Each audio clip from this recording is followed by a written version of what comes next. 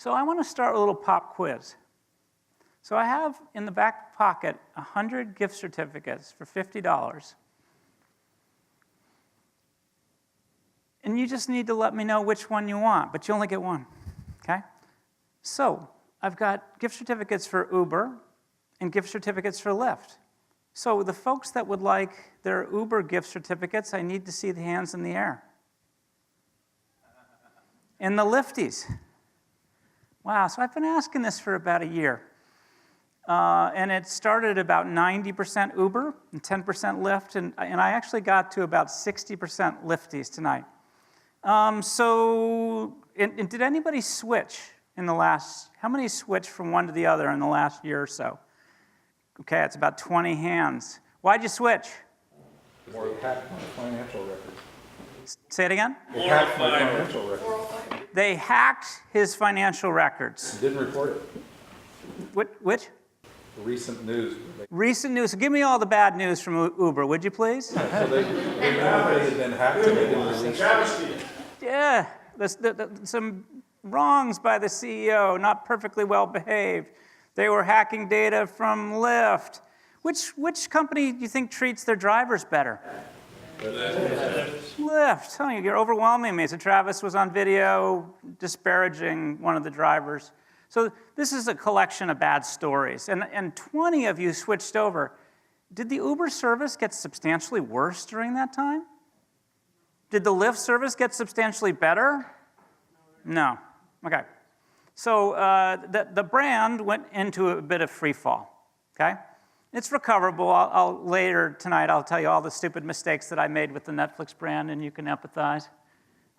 So tonight, I'm just going to talk about what is a brand. I'm going to give you two different models. I actually worked with the SVPMA board, that august body, on Monday night for an hour. And we went through these two different models, but they need some help from you. So we'll engage with these two exercises, and then we'll do the reveal. And then I'm going to talk about the Netflix evolution. So the question here is, what the heck is a brand? And I do what I always do, which is I ask Google. And Google failed me. It said, it is to mark with a branding iron. So I put the F brand on the back of the cow there. And I was done. It was really one of the few times I've been disappointed by dear Google. And then why the heck should we care about a brand was the next thing that I was thinking about.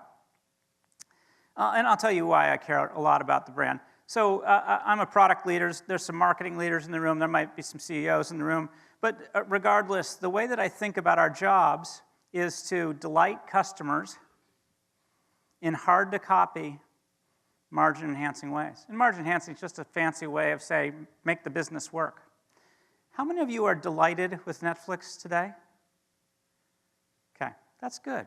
And you're all subscribers and you haven't canceled in the last month, so Kelsey Biddle thanks you very much because you're paying for her college and future med school, et cetera. So what I get interested in are what are all those things that are hard to copy about the work that we all do? Or you can think about what's hard to copy about what Netflix does. So what are those things that are wicked hard to copy about what Netflix does? Original content, which comes because they have huge economies of scale and they can afford to spend $300 million on the crown. What else is hard to copy? A lot of unique technology and infrastructure. It actually costs them 2 cents an hour to deliver the bits and bytes of movies to you, and it costs Hulu 20 cents an hour, okay? Huge advantage. What else is hard to copy? The partnerships, they are engaged with every TV manufacturer today to get streaming where you want it, which is on your TV. What else is hard to copy? Thank you, the brand, okay? So here are those things.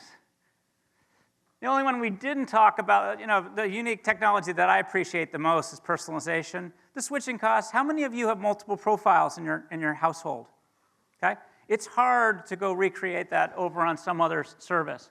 But tonight, the reason I got enamored of brand is it's one of these wonderfully hard to copy things.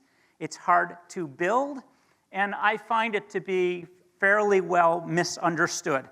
So I started just to talk to different people about, okay, how do you think about a brand? What is it? And the first response I typically got was, don't worry about the brand, just build a great product. But then I found some other juicy quotes. The most powerful brands are built from the heart. Their foundations are stronger because they are built with the strength of the human spirit. Okay? There's a lot of aspiration in there and not much clarity. Okay? Another billionaire dude, okay?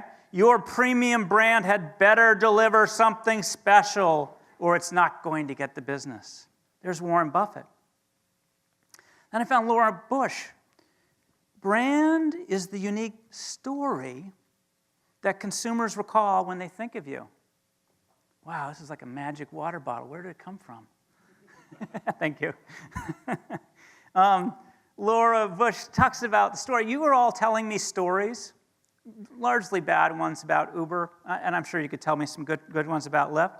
So I sort of did some thinking, and I walked away and here's my definition of brand. A brand is the story that builds a trusted relationship between a customer and a product. And then I could break it down into a couple of components. A brand includes positioning, customer benefit, personality, aspiration, and emotion. These are the component parts.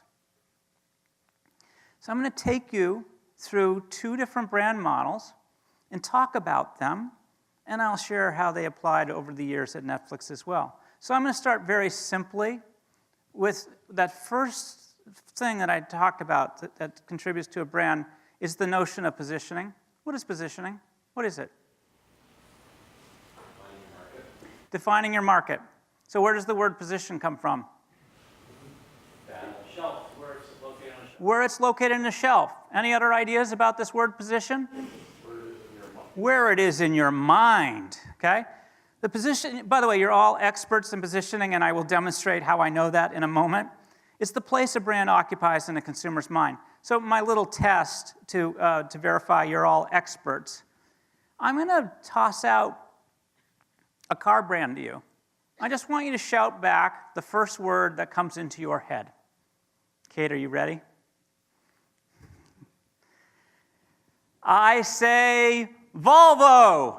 Safety. You all say safety. You guys are expert positioning folks. The first thing that lands in your head. Now it gets harder. I say Honda. Reliable. Ooh, I hear a lot of reliability. Okay? I heard high quality. I say BMW. Okay, I hear the ultimate driving machine. If we boil that down to one word, what is it? Oh, I'm hearing two different things. I'm hearing luxury and performance. Which is it? Performance. Okay, if I say Mercedes, you say? Luxury. That gets luxury. I say Tesla, you say? Innovation. Oh my God, this blows me away. A 10-year-old brand getting the word innovation, which is I heard a lot of chatter. I heard you're electric too, okay? But the idea that I say Tesla and the first word that pops into your head is innovation, that's mind-boggling for a very, very young brand. It took Volvo 90 years to own the word safety and like 97 airbags in a car, okay, to own that idea. Who'd I forget? Prius. Efficient. Hybrid. I love ugly. I heard ugly. Okay, maybe you'd say something like green. Okay, but this is the art of positioning. You know, what's the one word that you want to own in people's heads? Okay, so I'm going to give you the basic positioning model. And the first question I ask myself is, what is it? You know, what is your company or product? And I nicely coach you to be highly descriptive. I coach you to use sixth grade language, okay? Not because your consumers are stupid, it's just they're busy, and they just don't have time to parse.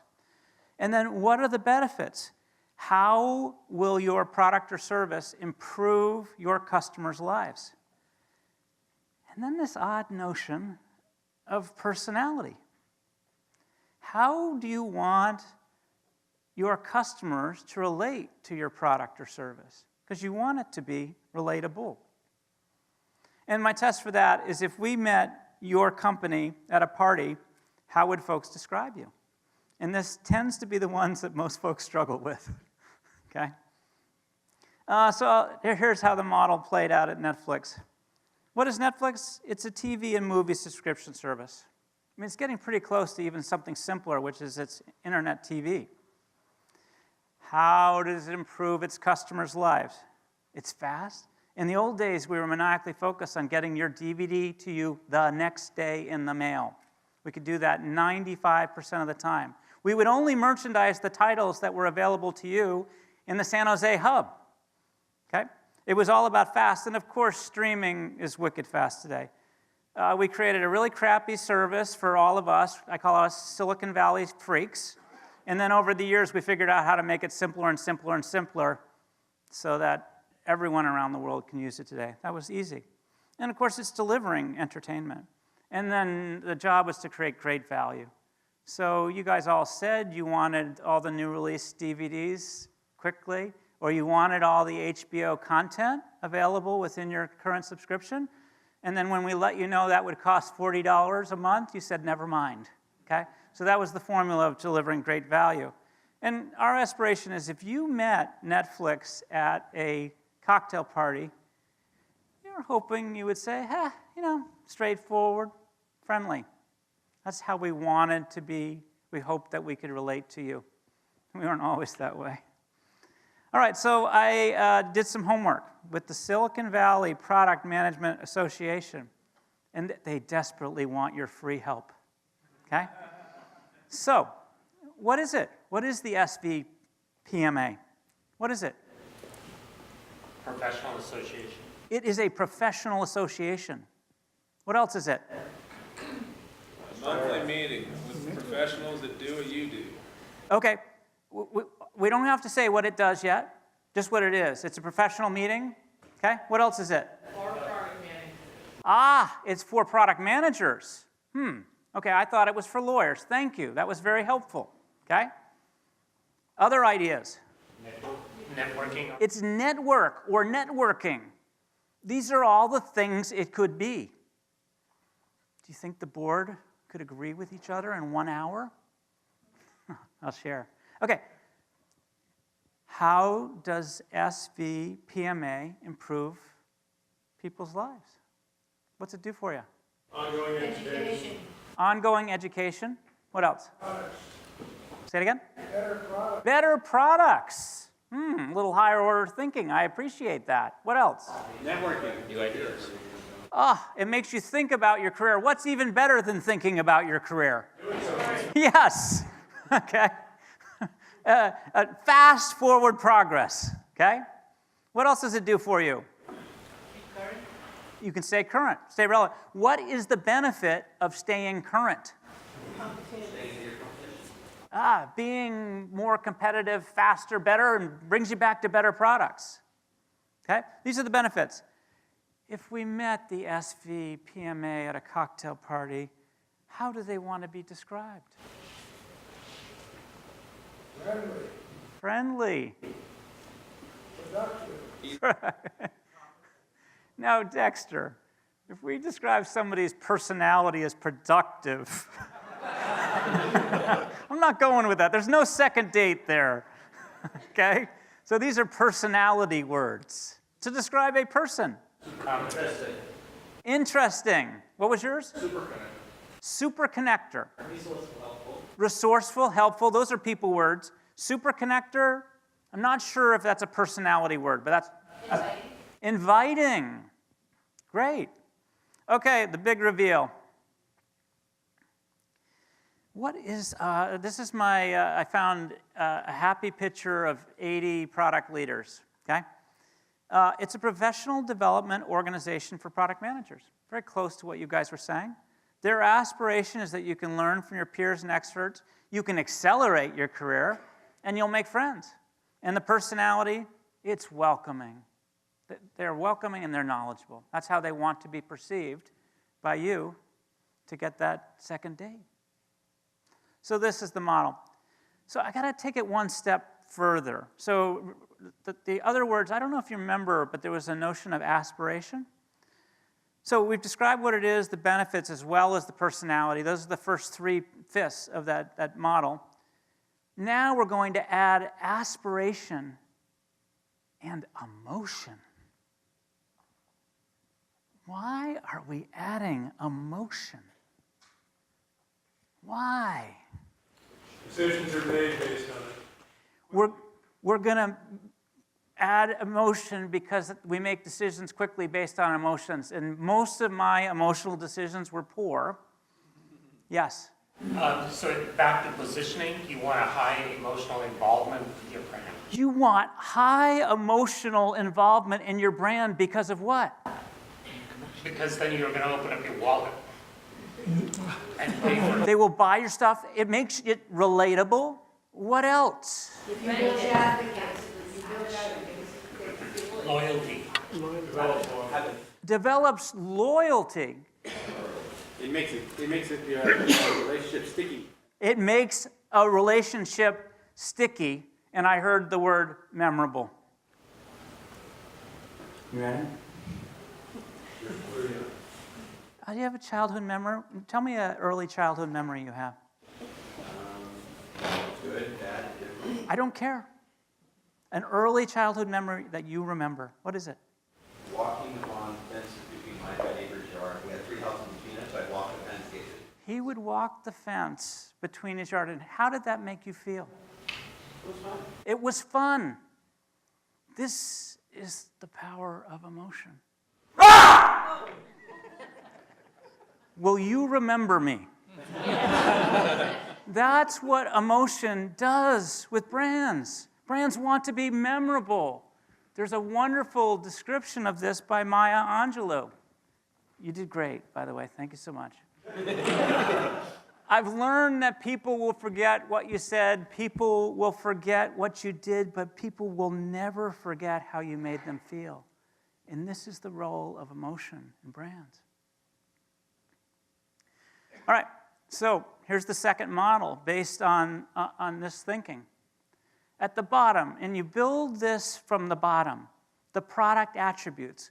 What are the bits and bytes of what you do or you deliver to your customers? And then we do the same thing that we did before. It's exactly the same. How do you improve your customers' lives? Those are the benefits. But the next thing up is how do you aspire to make your customers feel? And then the next thing is, I call it the something bigger. How are you going to dent the universe? So think about this as a long-term gig. Over 10, 20, 30, 40 years, how are you going to dent the universe? And that's the aspiration. So that top is aspiration, and then we'll headline it. So I just want you to think a little bit about Apple. So this is 2 hours before the Worldwide Developers Conference opened in 2016. And everybody's hanging outside, just clamoring to get in. Think back to the 1984 ad. She's going to throw the hammer at the man, okay, this autocratic dictator of some sort. And there's that first simple, human-centered design. Think about positioning for a moment. Who do you want to be here? Okay? Apple nicely positioning itself against Dell and Microsoft. Okay? What's this ad for? There's no brand. It's happiness. How does it make you feel? We all know it's Apple. Who's this? Pablo Picasso. They chose him. Why did they choose him? Because he's highly creative. What's up with these people? What do they all share? They do think different. They are visionaries. What else are they?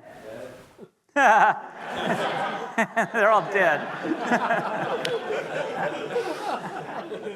They are changing the world. That's what I heard. Thank you very much. They are revolutionaries. Wonderful. So think about this brand for a minute. It's unbelievable. Very human. I think this is just like, it's a reflection of who we are, okay? My jeans and my iPhone. So let's deconstruct it.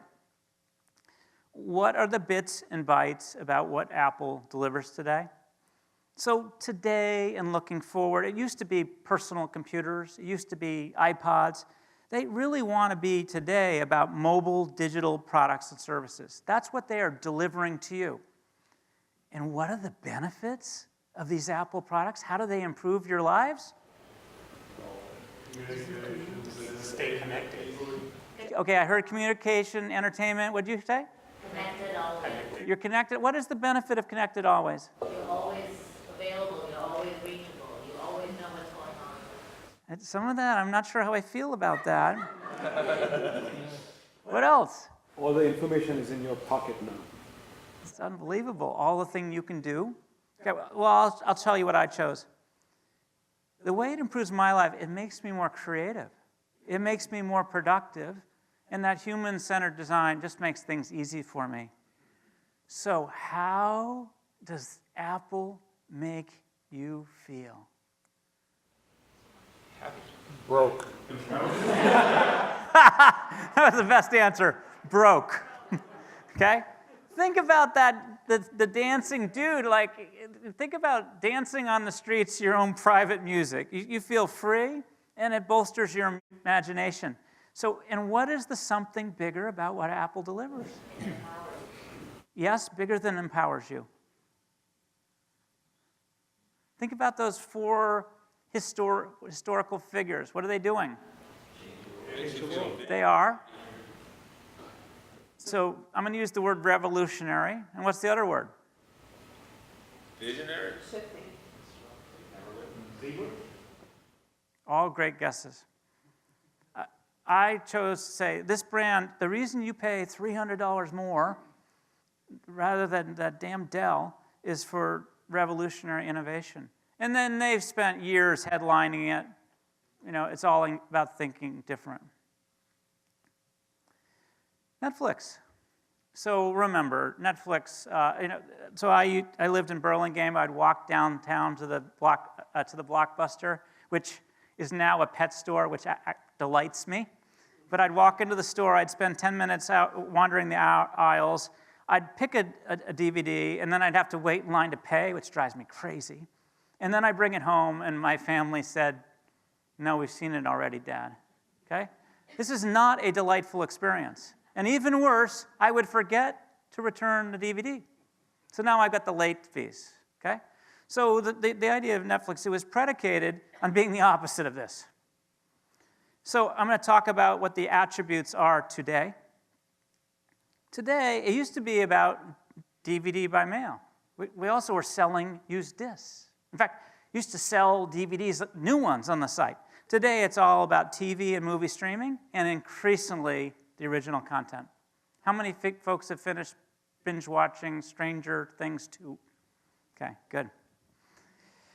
The benefits, it's all about being fast, easy, entertaining, great value, same as before. We hoped that you'd feel real delight. That was the hope. And then think about the first time you ever watched a movie in a theater, like a summer blockbuster. I saw Jaws. I was scared out of my life, and then I would never swim for the summer, okay? But think about that sort of magical experience where movies can transport you away. So what we were trying to do was deliver this escape from reality. You didn't think about interfaces or the technology or tools or making fricking Silverlight work. You could just fade into your couch and into the movie. That was the aspiration. And the headline for this, it was never intended to be seen by customers. It wasn't part of an ad campaign, but my marketing partner, Neve Savage, said like he would tattoo it on my forearm if he could. Gib, movie, enjoyment, made easy. So we were always trying to build the product that delivered on that idea. So here we have the SVPMA. What are the bits and bytes of what SVPMA does? What do they deliver to you to give you the benefits? What are the attributes? Monthly meetings, featured speakers. Monthly meetings, featured speakers, experts. Product camp. What else? Workshops. Great list. Those are the attributes. Those are the things that deliver the benefits. We've already talked about how it improves folks' lives, it accelerates your career, you learn, you make friends, those things. How does it make you feel? You feel belonging. What emotion is professional? Competent. Competent. What? Still not quite an emotion word. Beyond competent, but I need an emotion. I need to know how you feel. How do you guys feel right now? Confident. That's a feeling. You feel open and connected right now. We've got the vibe going. This is good. Okay? And we did the memorable thing already. Good. And how does this organization, if it keeps doing more and better and really magically delivers benefits over 10, next 20 years and constant innovation, how's it going to dent the universe? Deliver better products and all. I need something bigger than delivering better products. What's bigger than that? Everybody become a product manager. Everybody can become what kind of product manager? What's better than good? What's better than the best? Fantastic. Rock stars as a product manager. This is the hard part of this model. Just keep thinking bigger. Monitoring product management and make this world a better place. The world's going to be, can it be, you want to know the something bigger of fricking SpaceX? They're saving the human race by colonizing Mars. That, you know what Nike's something bigger is? Full human potential by buying expensive running shoes. Okay? Okay. So let me share with you the work from the team. You're in Silicon Valley. Okay? You are at the epicenter of world-changing stuff every fricking day, every fricking hour. So you guys got it right. Product camp, job fairs, events, workshops. Learn, accelerate careers, make friends. The board wants you to feel proud, confident, connected. Are you with me, Brendan? The something bigger, immortality via world-changing products. Okay? That line of code that you wrote is with the world forever. That's pretty big. I like that. Okay.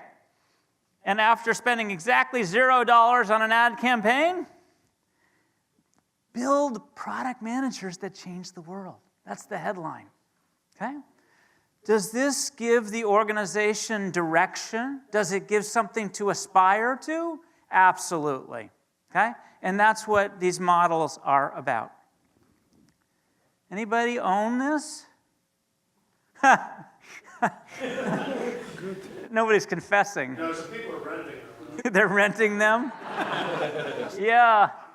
But there it is, the iPhone. Should I say X? Is that what the cool kids say? The cool kids say iPhone 10. Can we edit out that last remark by me? Say hello to the future, right? This is about revolutionary innovation. So what's the power of a brand?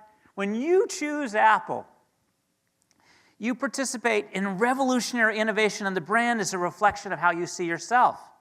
Defining the brand provides team with the tools needed to create a consistent experience as the company grows. And it's all about brand and product working together to delight customers in these hard-to-copy, margin-enhancing ways. That's the power of a brand. All right, so I'm going to put it in the context of Netflix. I have a little secret. Netflix really used to suck. And I'll nicely remind you how much it sucked in a moment. So I'm going to take you from 1998 today. And we're going to focus on just one aspect of the service, the non-member site, the front door, the front window of the service. Its job was to communicate what it is, what its benefits are, its personality, some of this aspiration, and it was also working to be memorable. And the non-member site has been A/B tested for like the last 15 years. Every 2 weeks, different mock-ups of what it wanted to be. Sometimes it was communicating new ideas that came from the product team. What's the best way to package and position those ideas in ways that you understand and are memorable? And oftentimes it was the marketing team testing new ideas, trying to inform what products should build in the future. So it was just this amazing place to work. Netflix, if you had to read Hastings, he's the CEO, what he wants his legacy to be, he calls it consumer science.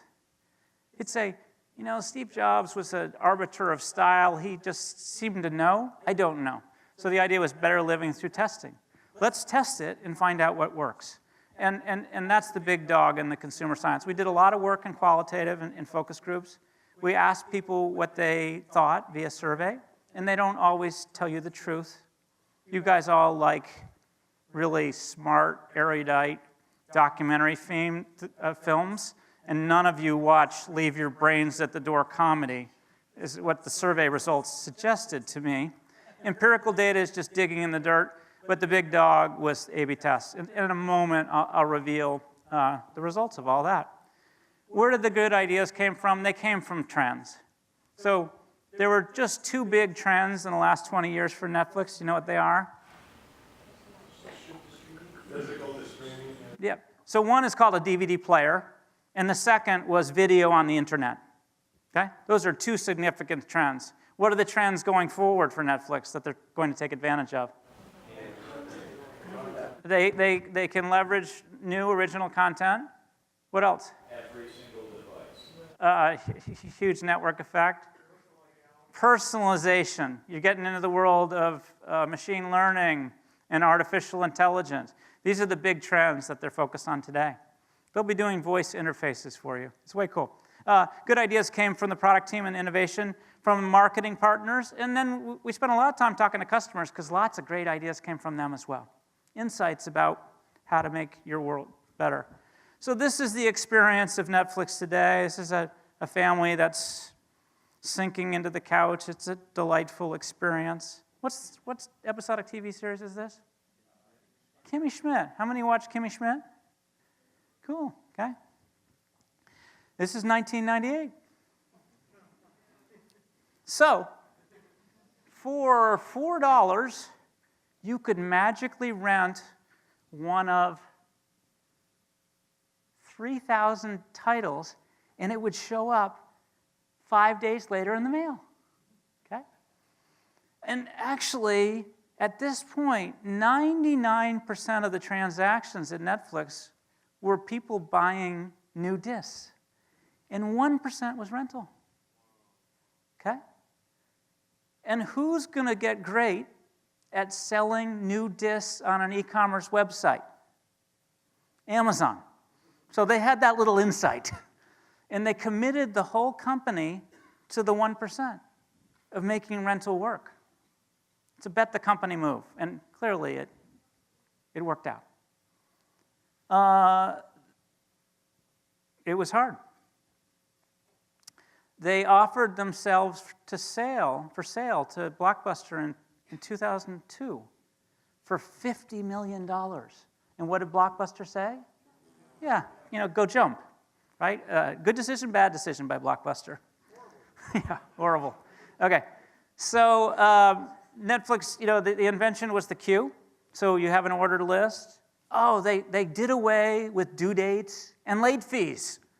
Okay, that makes a better service than Blockbuster. And so this is what the site looked like in 2004. And you can already see signs of some of the, does that look like a happy couple? Yes, it does, okay? It's actually looking pretty simple right now. And the main insight from Netflix was just say no late fees. That's how they propelled a lot of the business. Gosh, what's better than a happy couple, a happy family? Okay, you can see the price and the value coming down quite a bit. And then something else starts to happen. So January 2007, we launched streaming. Actually, it wasn't called streaming. It was called downloading. In fact, we called it Watch Instantly. And the reason that the word streaming didn't really exist. If you said streaming to a normal person outside Silicon Valley, they would say, you guys do streamlining? That doesn't sound very good, okay? And so this was the launch. There were 300 really crappy titles available to watch kind of instantly. You had to use Silverlight. You could watch it on a laptop, Windows-based laptop on your bed. The titles that we had, our customers nicely called it steamy romance. Those were the only titles we could get. It was bad. And then we started trying to work it out. So now the experimentation, like how does streaming work with the DVD by mail service? 100,000 DVDs to choose from, next day in the mail, and then you can see the streaming start to happen. It's pretty complicated, right? We're also experimenting with the business model. All that emotional stuff went out the window. And then you can see us, again, this is all results of successful A/B tests, learning how to package and position the DVD by mail service with the hint of watching instantly. And that's down in the bottom right corner. Okay? Happy family. And then 2010, something interesting happens. It's now a streaming service with the add-on, the bonus of DVD by mail. 2010. And what we are realizing is that our future, we are going to be competing with Amazon's streaming service, with Google's streaming, with YouTube streaming, with Apple's streaming, and Hulu streaming. And then increasingly, that the advantage of having 100,000 DVDs that you get next day in the mail, that advantage was going to go away. And then finally, we have happy family on a couch and something that's starting to get simpler again. Now, in A/B testing, most of the time in anything on the site, if I test something simple against something that's more complex, what typically wins? The simple. Simple trumps complete 80% of the time. The non-member site was showing something different.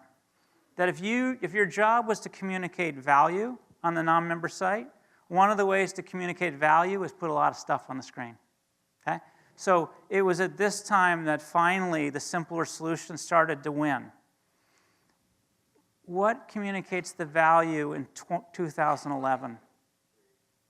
Free is one thing. What else? Okay, happy families. We're getting at the emotional benefits, some of this higher order stuff. And we can say that we have it, yes? All you can eat, all of these things. Let's keep going. It got even simpler. So why does Netflix now have to spend less and less time communicating what the hell it is and all its attributes, etc.? It's the brand. All of that meaning is being carried by the brand. And then to your point, the fastest, easiest way for someone to learn about the service is to start that free trial. And that has been true forever. Finally, okay? Simple, well-lit place, watch TV shows and movies anytime, anywhere. It gets even simpler. And this is all the value of that brand. Does she look delighted? Does it look like she's escaping reality? You have a hint of the technology in the computer screen. And all of that's fallen away. It's all about the movies today. This is what the site looks like today. Does it look simple? Does it look like it will work? Will you give your credit card to this company? Do you trust them? Okay? It's all the power of a brand. And this is what the site experience looks like. This is for me. I'm way into Bang Bang Boys adventure movies, predictably. Okay, so we come back to that definition. A brand is the story that builds a trusted relationship between the customer and product, this simple, relatable product. It includes positioning, customer benefit, personality, aspiration, and emotion. Okay? Okay. Now, it is not a straightforward, simple, linear path. So I was putting this presentation together, and I sort of felt badly for beating up Uber at the beginning, because we made a lot of mistakes at Netflix. Okay? So who's this dude? John Oliver. Does anybody remember Quickster? Yeah, okay. So Quickster, the idea was to separate the DVD service from the streaming service. And the DVD by mail service on its own, throw everybody out of the building, was called Quickster. And it was poorly executed launch. What happened was one of the envelopes, one of the people in the warehouse showed the new envelope to a neighbor who happened to be a press person. So the whole plan got leaked. And so anyways, and this is the same week that Netflix made Saturday Night Live. So this was the whole Quickster debacle. The stock went from $20 billion to $5 billion. Okay? And then finally it recovered about 18 months later. So that was a big mistake. Okay? Much bigger than the mistakes that Uber's made, certainly as reflected in the stock value. When Netflix went public, it was 2002, it corresponded the same period as the anthrax scare. So people were afraid to open their envelopes for fear of dying because of the white powder. Here's a little mistake. One day we shipped every title in everyone's queue. So there were some people that got 200 DVDs sitting in their envelope. We had to do a nice little note like, when you're done, could you send them back? Okay? These are mistakes. Does anybody remember throttling? This is a lawsuit. We were accused of throttling the customers that were watching a lot of movies, the DVDs, of dampening down how quickly they got to them. It wasn't true, but we ended up settling. But for an entire year, the way Uber is synonymous with sexual harassment, Netflix was synonymous with throttling. It was very, very bad. I went on a backpacking trip for 3 days in Yosemite. It was actually at the time period of your wedding, Jen. And I come out of the woods, and someone says, where do you work? I said, Netflix. I said, oh, it's a good time for you to be away from the company. I said, why? I said, you just had a 3-day outage, okay? So the company went down for 3 days. It was very, very bad. The good news was all of those things were recoverable. We just stayed focused on building a better product and delivering on the experience that I hope you like. Reed, back in 2005, he's an engineer, but I really appreciated him saying this. He understood the value of a brand. Someday our brand will be so big, your heads will swell. So we were wicked excited when this happened. You know, imagine if you're doing a startup and you see a jet plane that's got Netflix and House of Cards streaming on Virgin America. Like, very exciting. I mean, before that, I'd been excited when somebody recognized my red backpack in airport security. Okay, this was bigger. Okay, very exciting. And then Reed and I had the same experience. Halloween 2014. A few people got it right away because I didn't get it. There's a dude with a red Netflix T-shirt and a bag of ice. And so I did what I always do, which I Googled it, okay? It's like, yeah, so these brands go in unpredictable ways. So anyways, my point was none of this was linear. It was fun, and we always stayed focused on defining what we wanted to be when we grow up, that positioning, defining the meaning of the brand, that concept of movie enjoyment made easy. We were always evaluating ideas with customers like you via qualitative.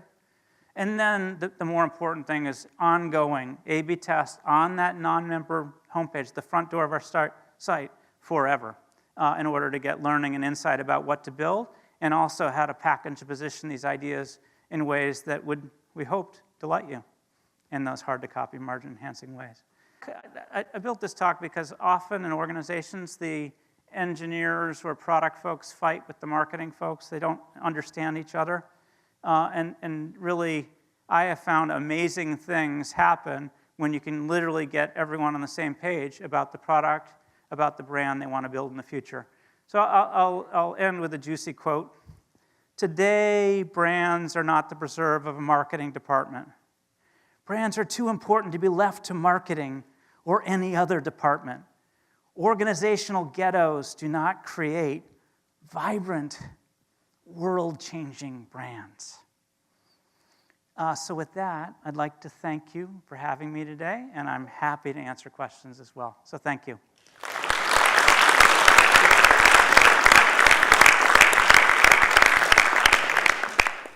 Can I answer some questions for you? So when you're starting off as a startup, it's very hard to know whether you're going in the right direction or the wrong direction. So you go about experimenting, but there's always a margin of error because you're based on your prior experience and collectively the product team coming together and sort of saying, oh, this is the direction we should take. Yep. What are some of the things that you've done to actually remove the bias and still make sure that you're going in the right direction? Yep. So the question is, when startups are hard, when you join a startup, there's a lot of experimentation, and how do you know if you're going in the right or wrong direction? I'm used to being the product leader. The reason that I enjoyed these two models was they provided the team tons of direction and generally keep people going in the right direction. I focus a lot of my time and energy on defining the overall strategy for the product and company, on creating that list of things that I hope will delight customers in hard-to-copy, margin-enhancing ways. At Netflix, I was very focused on personalization. It's very focused on anything that delivered the experience faster to you, the instant part. Very focused on lots of experimentations around the business model, around margin enhancement, and then lots of experiments to make the service simpler. All four of those strategies worked. Now, there were some failed hypotheses as well. If you were at an internet company in 2005, every frickin' VC would ask you the same question. What's your social strategy? Okay? And so I pounded for 3 years on Friends, it was called. You could all get movie ideas from your friends. That was our social strategy. And what's wrong with your friends? Your friends have horrible taste in movies. So that was a failed experiment, okay? We also believed that creating a more entertaining experience does anybody here know what You Don't Know Jack is? Yeah. Okay, so we created a You Don't Know Jack-like experience. It was very, very funny. And this dude would help you pick movies, etc. And it was a failed experiment, okay? So short answer is I devise a list of strategies. I just gave you 6 or 7, actually, and 3 of them were failed hypotheses, but the 4 worked great. And I was always measuring using proxy metrics to see which of those were helping us to delight you, and the test for that was, did you retain? And so that was probably the biggest. And then with all the companies I work with, at the end of the day, the companies that do great are amazing at failing, okay? They have a high cadence for experimentation, and they just do more experiments that are generally on strategy and help develop the right strategy. Like, I totally marveled. Remember how important it was for Amazon to make a mobile phone, the Fire Phone, work?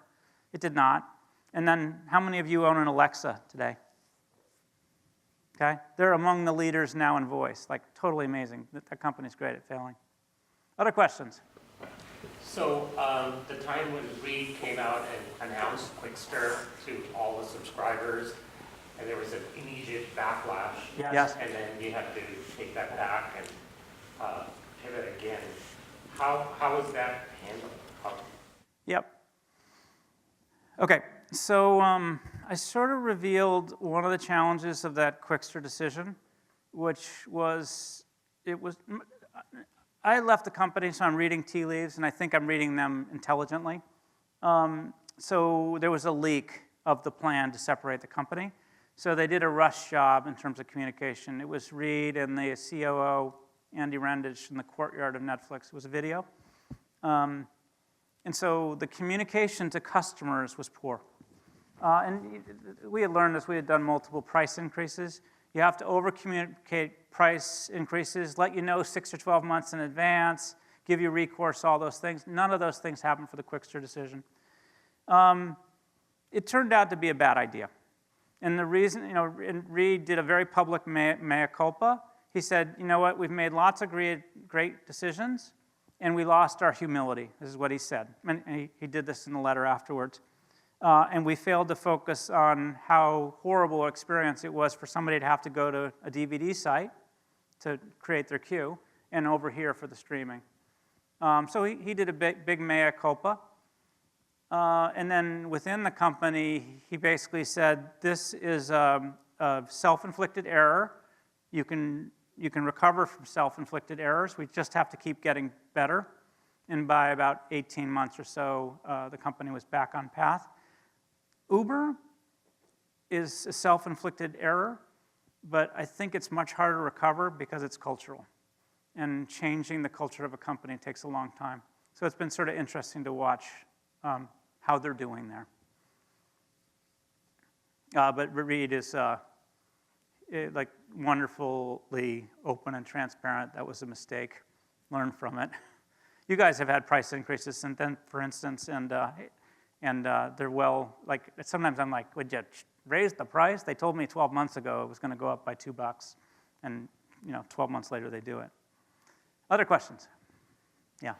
I was a little surprised that you had said earlier that the no late fees was a really key insight that made a winning strategy, because I only saw it pop up on one of the later screens. Why was that not more emphasized? Yeah, so it has to do with how much I could fit on the screen for you tonight. So it did, and we can go back in history, but you're absolutely correct that no late fees was consistently and persistently an aggressive feature in the sort of 2000, 2005 era. And one other thing, did you happen to point out to read the astonishing correlation between your 3 days away and their 3 days of... Yeah, it was me. Yeah, before I left, I tripped over the power cord. Yeah, that was before Amazon Cloud, so, yeah. I was wondering if you might comment, there's a lot of folks involved with startups and they're creating a brand from scratch.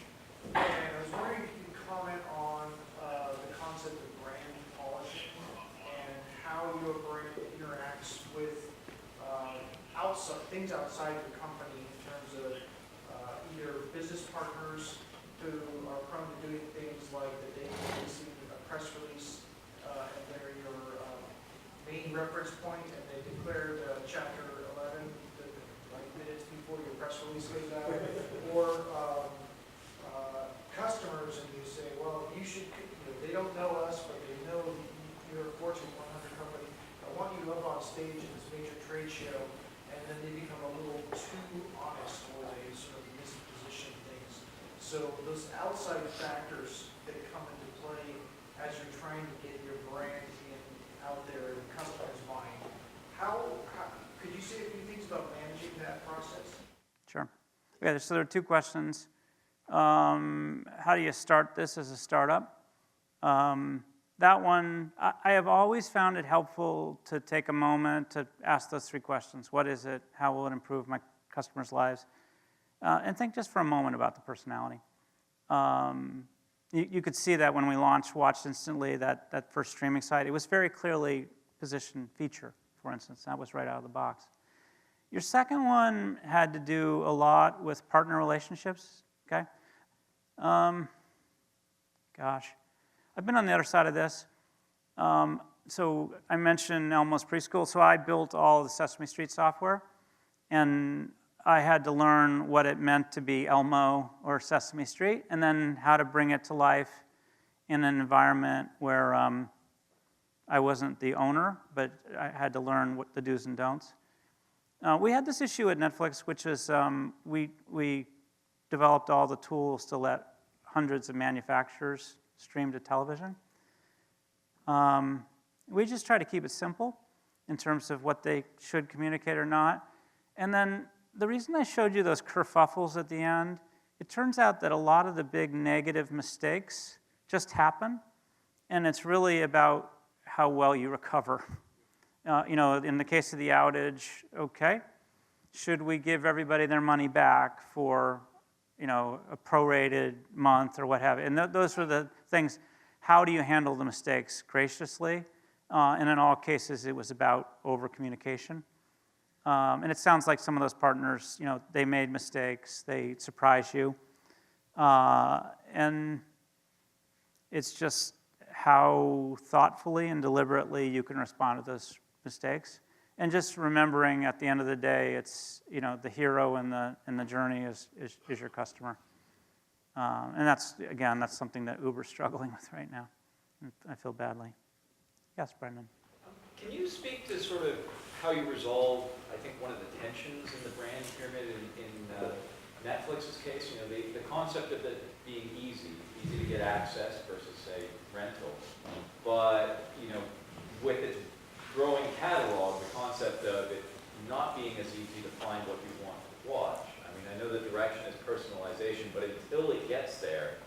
kind of got this internal contradiction going on, that it's easy in one way and not easy potentially in another. Is that something you just grit your teeth and bear it, or how do you sort of try and overcome that in the interim with the brand? So the question is, as you go from 100,000 DVDs down to 20,000 things you can watch in a streaming era, you feel like it's harder to find stuff that you love. Is that what you're saying to me? Right. Yeah. That wasn't a tension. There were some different tensions I'll reveal in a moment. Now I'm guessing the tension, like one of the challenges Netflix has today, they own all of that original content, and there's no incremental costs when people stream more of it.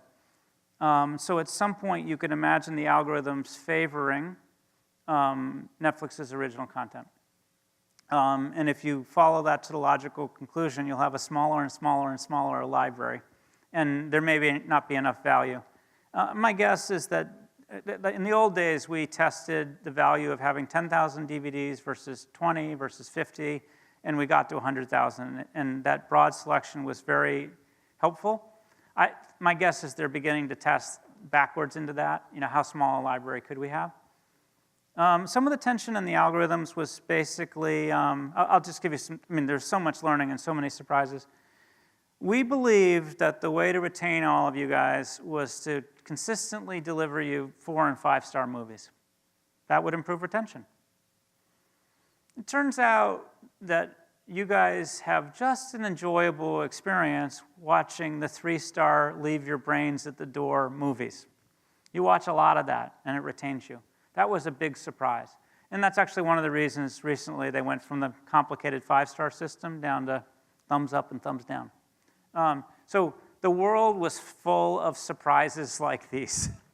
And we were always testing and learning and developing insight around these things nonstop. And it turns out the original content, they actually do promote it more, but it's because their original content didn't get the benefit of being a theatrical new release. It didn't show up on TV ads.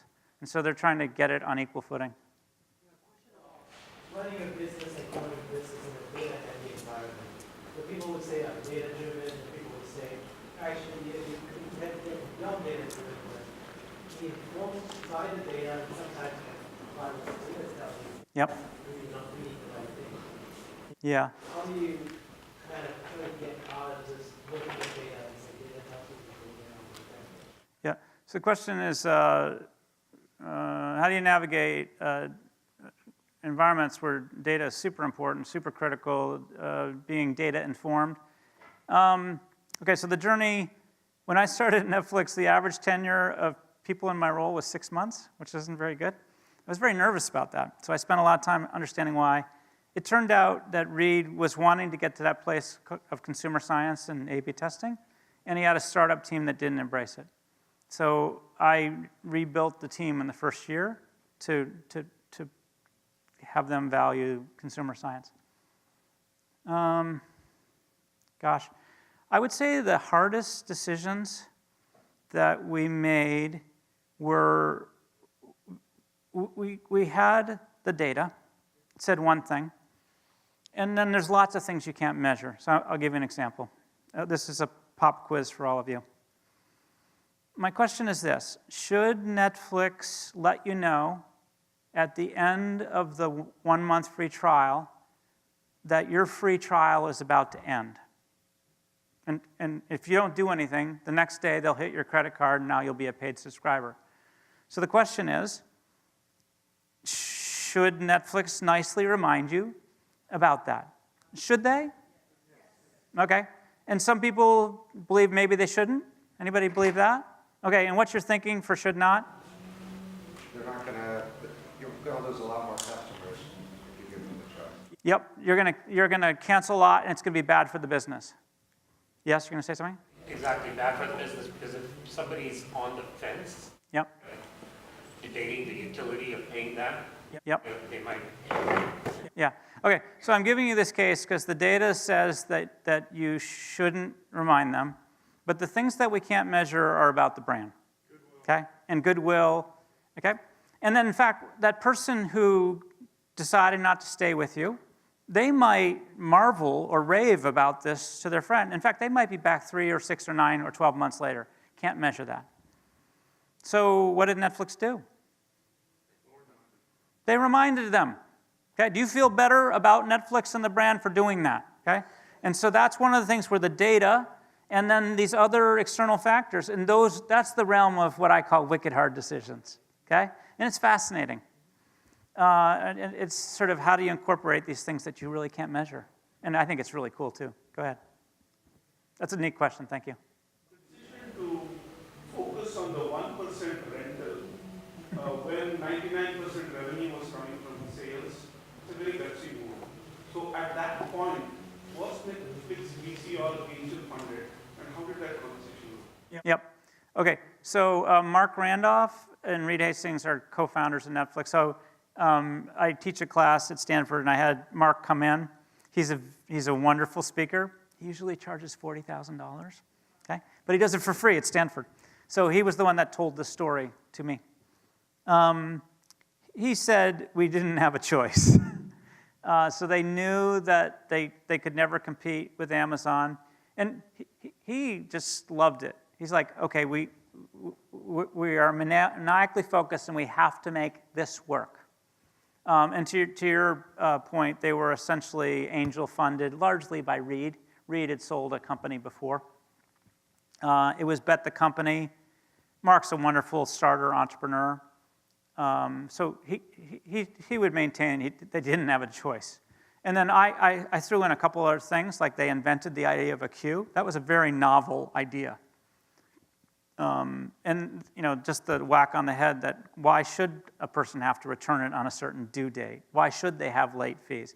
Those were all the insights that he was learning by doing as they were hacking. My guess at some point they had, whatever it was, 20,000 customers that were experimenting with all this stuff with. He loves this stage. He's the consummate starter. I think he had left Netflix by 2003 or something because it was too big, right? Yeah. I'm sorry, I think you've done one. Yes? So in your mind, companies that have a strong brand, as they are me first, when they don't have a strong brand, and they're building a product. Yeah. Do they have a very clear idea of what their aspirational brand is, and they start to function towards that goal? Or as they learn how the product is evolving, they go from the functional to the aspirational? Yeah.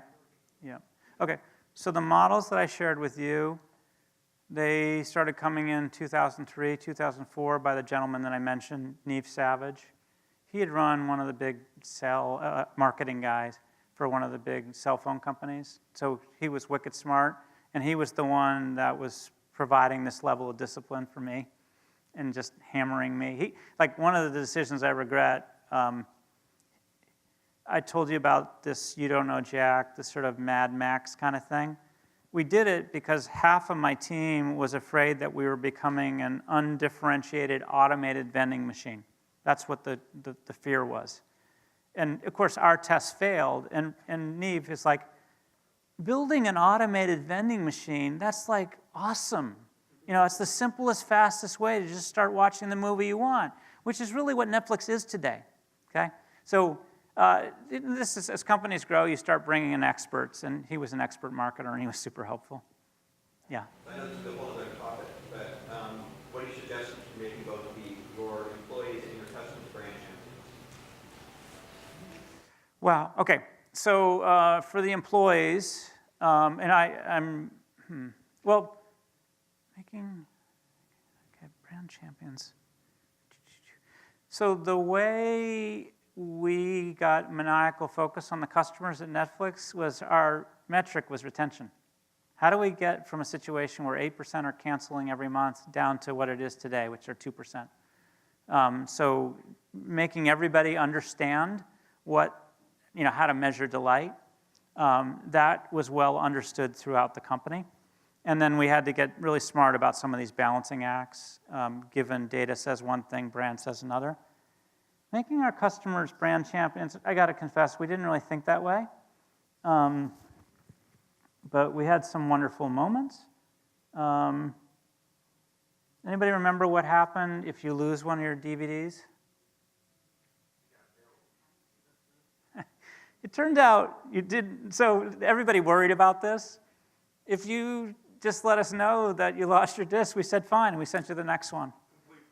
It was complete forgiveness, and that was one of those issues where people were just so surprised and delighted, and it turned out it didn't happen. There were some people that took advantage, and we knew who they were, and the 5th time that they lost their disc, yes, of course we charged them. But these were these moments of surprise and delight that we aspired to. Huge positive, yeah. And these are the stories that people would tell about the punk startup. Way in the back. So as you're telling the story of Netflix, which of the things were most important for the success? Was it the culture, was it the people, or was it the technology? Yes. Yeah, okay. So the thing that gets debated, I've sort of heard Reid Hoffman and Reed Hastings debate this.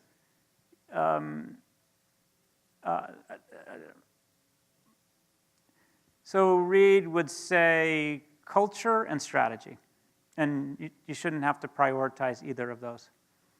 The other thing about Netflix was full of teachers. Like Reid was a teacher. Patty McCord was a teacher. She's the head of HR. I mean, Reid's first job was in the Peace Corps. So people spent lots of time helping everybody to think about how to build a successful business, why retention was so important, how to measure brand awareness, all of these things. But my guess, it was strategy that informed lots of the technology decisions, and then the culture. The culture thing, what happened is we were all on our second or third company. We had all screwed up all sorts of companies before. So we were trying to figure out how a company could be better, and that started the culture conversation. That conversation, the Netflix culture deck, which keeps getting revised, we edited that for 3 years. It was just a way to keep talking about what we valued in the company and what we didn't. And when we put it out, I had to publish it. People thought it was a bug. I'm like, no, we're sharing it. And there were some neat surprises there. It turns out that a lot of people who hadn't considered coming to Netflix, when they read the culture deck, they got kind of interested. And then it also scared away a lot of people who wouldn't have been a good fit for it. So those were some really neat and big surprises. But I'd sort of weight culture and strategy together on the same plane for helping to make the company successful. Yeah. Did Netflix ever consider going out of YouTube TV to go for higher paying customers? Okay, did I hear YouTube? YouTube TV. Okay. Oh, YouTube TV. And to get premium customers, is that what you're saying? Yeah, so for live content and sports content. Oh, I see. Okay, great. Well, think about what's Netflix going to test in the future, right? Someday, I mean, I've learned to say never, say never. At some point, they actually got close to live. It was the woman talk show host, Chelsea. They put out Chelsea in 40 languages within an hour of the live event. I think they've canceled it, so that's a failure on some front. Someday they might test live events, sports. They've actually had good success with a new format for kids. It's sort of a choose-your-own-adventure thing. It's branching storylines. So that's a unique content. And they're very engaged with the 4K audio quality, et cetera. They will just experiment and test these things. I think the challenge is trying to keep it at that wonderful value where you only have to pay 10 or 12 or 13 bucks. So anyway, and they'll experiment with voice, and they're heavy on AI and machine learning, and it'll be fun. My hope is 10 years from now, the one word that Netflix will own, what will it be? Entertainment. Imagine that? That Netflix, like 10 years ago, the one company that did that was Disney. Imagine that Netflix can own that one word, entertainment, over the next 20 years. I think that they will. Okay, I'm going to take one more question. Yes? So I like that you're talking about experimentation and how you're constantly striving to find the next thing. How much experimentation do you think you've done before you got a hit? Like, what's your hit rate of the volume? Yeah. Like, are you experimenting? Yeah. I mean, I can imagine there's so many that have failed before you get to the next big idea. Totally. Yeah. Okay. The question is, what's the hit rate? So the way I think about it, I would say in my 5 years with Netflix, I tested 12 major theories and hypotheses. I think we got 6 of them right. Okay? Yeah. I mean, I'll tell you, like, one of them, I talked about the importance of instant disk delivery. That was a bit of a surprise. What happened was we didn't have a hub in Hawaiian Islands, and then we put a hub there. So customers in Hawaii went from disk delivery that took 3 or 4 days to 1 day. And before that, 20% were canceling every month, and after that, it was only 4% were canceling, like, oh my God. So then the race was on to get from 20 hubs throughout the country to the equivalent of 100 hubs. So that was an important theory that we tripped over because of Hawaii. I'll give you another failed theory. My first week of work, Reed was a big believer that previews were a great way to find movies you'll love. And so you'd show up at the homepage, it would automatically start rolling personalized previews of movies we hoped you will love. Did it work? No, big failure. Like, you guys only watch previews in movie theaters because you went there to get a seat in time. You're a captive audience. That was a year of my life. That did not work. So, it's kind of 50-50. Okay, Brendan, are you there? I am here. And so, I've been doing talks like these for the last 2 years. I provide a PDF with a presentation for you. And there's some other interesting links. First Round Capital wrote an article on my approach here. It's called, I can't remember what it's called, but it's really good. And I started writing on Medium, and those links are there. So please do the survey, and here's resources. Most of us are readers, so if you want to read some stuff, it's all there. So thank you very, very, very, very much for having me tonight.